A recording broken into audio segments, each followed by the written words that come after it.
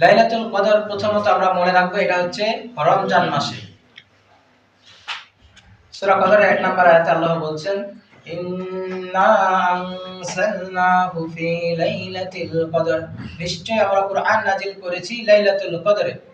এবং কুরআনুল কারীম যে রমজান মাসে নাজিল হয়েছে এর আরেকটা প্রমাণ কি? আল্লাহ রাব্বুল আলামিন বলছেন সূরা বাকারা 185 নম্বর আয়াতে, শাহরু রমাদানাল্লাযী উনজিলা ফীহিল কুরআন হুদাল লিন-নাসি ওয়া বায়িনাতিন মিনাল হুদা ওয়াল ফুরকান।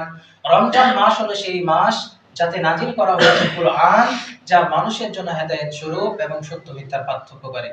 তাহলে লাইলাতুল কদর রমজান মাসের মধ্যে রয়েছে। অনেকে বলে শবে কদর, যেটা হানাফিরা পালন করে, শবে বরাত, এই শবে বরাতে নাকি লাইলাতুল কদর। এই কথাটি হচ্ছে ভ্রান্ত একটি কথা, এই কথাটি হচ্ছে ভুল কথা, তাদের এটা একটা ভ্রান্ত বিশ্বাস। দ্বিতীয়ত, লাইলাতুল কদর রমজানের শেষ দশকের মধ্যে রয়েছে।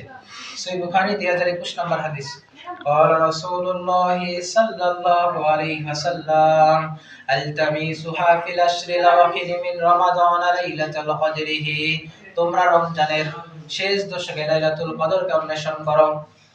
তৃতীয়ত, লাইলাতুল কদর রমজানের শেষ দশকের বেজর রাত্রিগুলোতে হওয়ার সম্ভাবনা বেশি।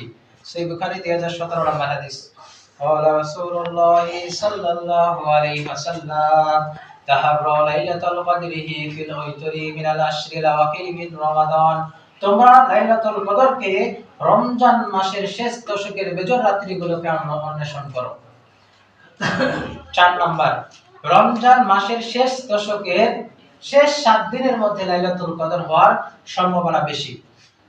সহিহ বুখারী 2015 নম্বর হাদিস, ওমর রাদিয়াল্লাহু আনহু বলছেন যে রাসূল সাল্লাল্লাহু আলাইহি ওয়াসাল্লামের যুগে কতিপয় সাহাবী রমজানের শেষ 7 দিনে লাইলাতুল কদর স্বপ্নে দেখেছিলেন। তখন রাসূল সাল্লাল্লাহু আলাইহি ওয়াসাল্লাম বললেন যে তোমাদের সকলের স্বপ্ন শেষ 7 দিনের ব্যাপারে এসে একাত্মতা ঘোষণা করছে। অতএব তোমাদের মধ্যে কেউ যদি কদরের রাতকে নির্দিষ্ট করতে চায় তাহলে সে যেন শেষ 7 দিনের মধ্যে তা নির্দিষ্ট করে। সুবহানাল্লাহ। সহিহ মুসলিম 2655 নম্বর হাদিস, রাসূল সাল্লাল্লাহু আলাইহি সাল্লাম বলছেন যে তোমরা রমজানের শেষ দশকে লাইলাতুল কদরকে তালাশ করো। যদি তোমাদেরকে অক্ষম হয় অথবা অপারগ হয়, অসুস্থ হয়, তারপরেও সে যেন শেষ 7 দিনে সেটা খুঁজতে অপারগ না হয়। তার মানে শেষ 7 দিনের মধ্যে লাইলাতুল কদর হওয়ার সম্ভাবনা বেশি। সর্বশেষ শেষ 7 দিনের বেজর রাতগুলোর মধ্যে 27তম রাতটিতে লাইলাতুল কদর হওয়ার সম্ভাবনা বাকি যতগুলো রাত রয়েছে সেই সব রাতগুলোর থেকে বেশি।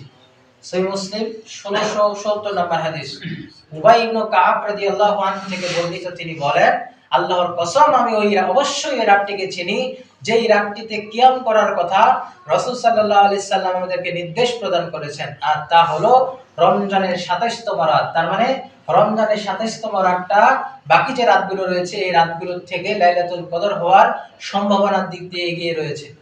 তো এই ব্যাপারে একটা সমন্বয় করেছেন, এই হাদিসগুলো কিন্তু সব সহিহ বুখারী মুসলিমের। তো সহিহ বুখারীর ব্যাখ্যা গ্রন্থ, পৃথিবীর বিখ্যাত ব্যাখ্যা গ্রন্থ ফাথুল বারী, এর লেখক ইমাম ইবনে হাজার আসকালানী রাহিমাহুল্লাহ বলছেন যে আমি প্রাধান্য দিচ্ছি যে লাইলাতুল কদর রমজানের শেষ দশকের বেজর রাত্রিগুলোতে রয়েছে এবং এটি স্থানান্তর হয়ে থাকে। মানে এটা যে সব সময় 27 তারিখে হয় এমনটা না, কখনো 25শে রমজানে হয়, কখনো 23শে রমজানে হয়, কখনো 21শে রমজানে হয়।